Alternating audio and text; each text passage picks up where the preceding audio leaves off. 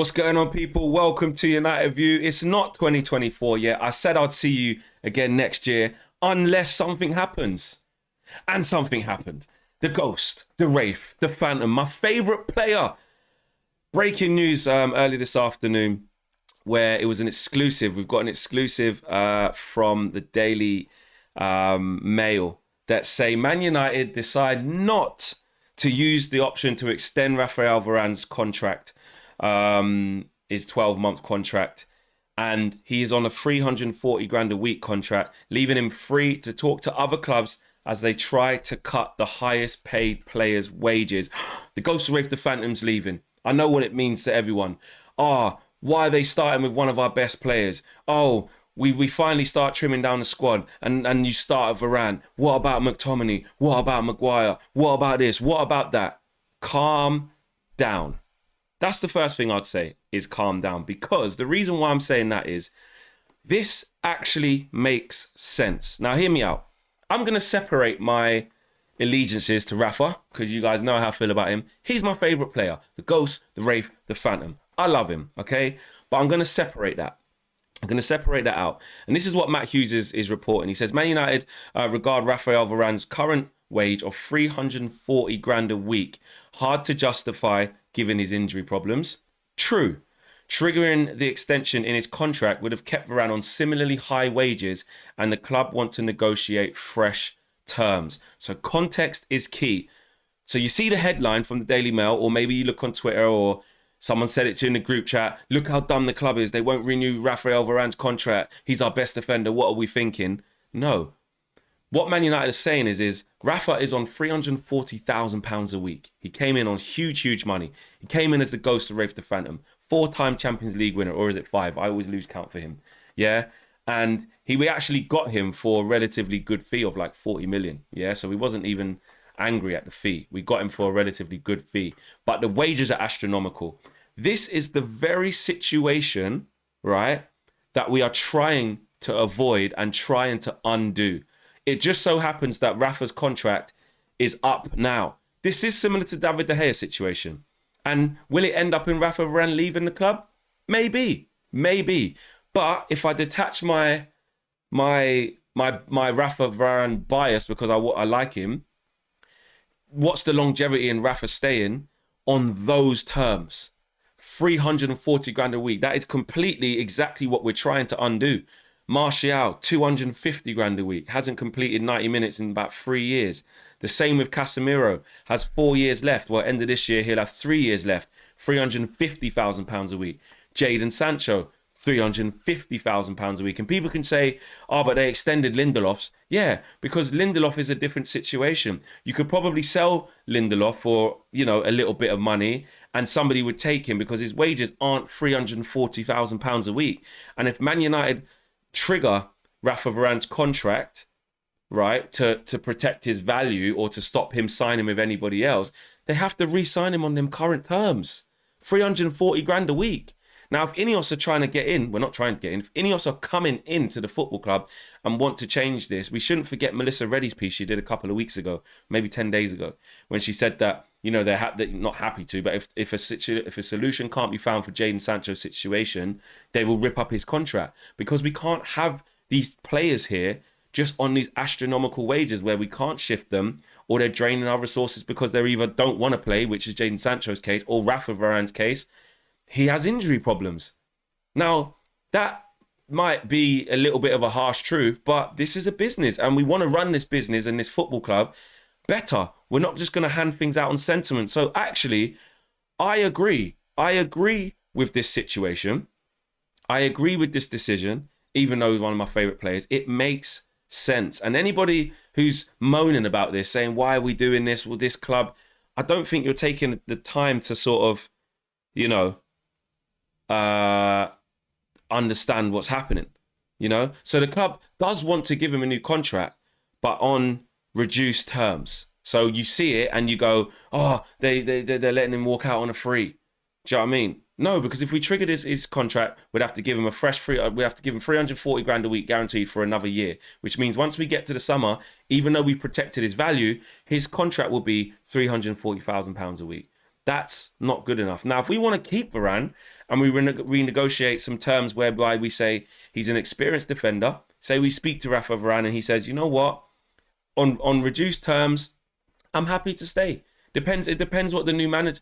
Well, I say new manager. That's me assuming that there is one. Depends what conversation Eric Ten Hag has with him. Depends if Eric Ten Hag's even still going to be here.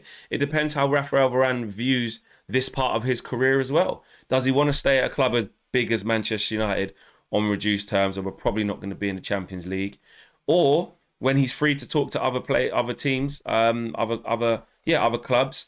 Do him and his agent say to Man United, okay, fair play, we understand you're restructuring. Me and my client are probably going to look at our options. And Saudi might come in and take Varane, and then he might have to go for free, because he can talk to foreign clubs over a summer transfer from tomorrow. So he might be able to organise going to Saudi in the summer for free, and we'll have to eat that up. But guess what? That's part of the shit that we created, and that's part of us feeling the consequences. Reap what you sow. That is part of us undoing this mess of what we've created. Players on huge wages, and this is absolutely the right decision. Matt Hughes also says Rafael Varane remains a major part of Eric Ten Hag's plans. Eric's not stupid. I know he's made some stupid decisions recently, but Eric's not stupid.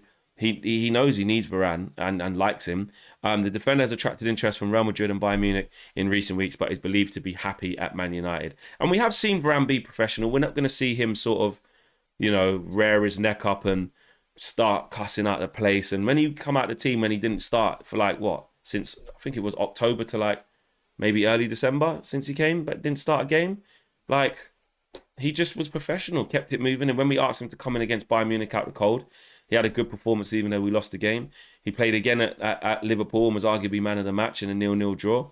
And he's been playing ever since. And we have had some up and down. He was ill against West Ham, couldn't play. Then obviously came in yesterday.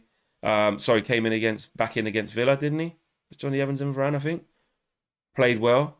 And then yesterday, obviously, he didn't play so well. Well, he played all right, but the team didn't win. But you get my drift. So, look, I think the key is that United remain interested in extending his deal and plan to open talks over a new deal. So, if from this we get Varane signs a 2-year contract extension, they're not going to say it's on lesser terms, but we will know it is. The journos and the people close to the deals will know. Then fine. If we keep him on, 150 grand a week or 120 grand a week, that's more in line with what Rafael Varane should cost. But we need to start being ruthless. We need to start, taking away sentiment, taking away the fact that we like him and stuff like that, and look at the longevity. Look at what needs to happen. And this isn't just a Rafael Varane thing. Again, it just so happens, like what happened with David De Gea, very, very similar. It just so happens that now's the time where it's up for him. We got to the Martial situation and we haven't extended. He's going to go for free in the summer. Victor Lindelof, okay, we saw there's a little bit of value there and he's on less wages. So that actually, if you did want to sell him for 15, 20 million, you probably could sell Victor Lindelof for that. Or maybe 12 million back to Benfica or something like that. I don't know. But there's a chance there where you can recoup some money because he's on fairly decent wages, not astronomical. I'm just trying to think if there anything more from this. Melsport has been told that United regard the 30-year-olds, current as hard to justify. Yeah, it's 340 grand a week, hard to justify. Injury problems have restricted him to 7 Premier League starts this season. Triggering an extension would have kept Varane on similarly high wages, and the club want to renegotiate fresh terms. United also seeking to reduce the wages of their highest earning players more generally to free up resources for new signings next summer as they battle to comply with the Premier League's profit sustainability rules, the PSR that I was talking about with Sir Jem Ratcliffe's influx of money earlier on. So it's all in line with what we want. And if Ineos are coming in and they want to change things and get a grip of this football club, it has to start with things like this. It has to start with things like this. And yeah, the ghost, the Wraith, the Phantom, my favourite guy. Don't want him to leave. But it has to happen. It's the right decision. It's the right decision. So yeah, let me know what you guys think. Did you look at the news and go, oh no, what are we doing? And now you've seen a bit more details about it. Have you calmed down? Have you understood what's going on a little bit more? Did you always see it as, yep, it's the right plan, it's the right move? Or do you think this is wrong? Do you think we should be triggering Rafael Varane's contract now for a year and keep him on 340 grand a week, even though he can barely play regularly because he has injury problems. Maybe you might think that. I don't know why you'd think that, but maybe you do.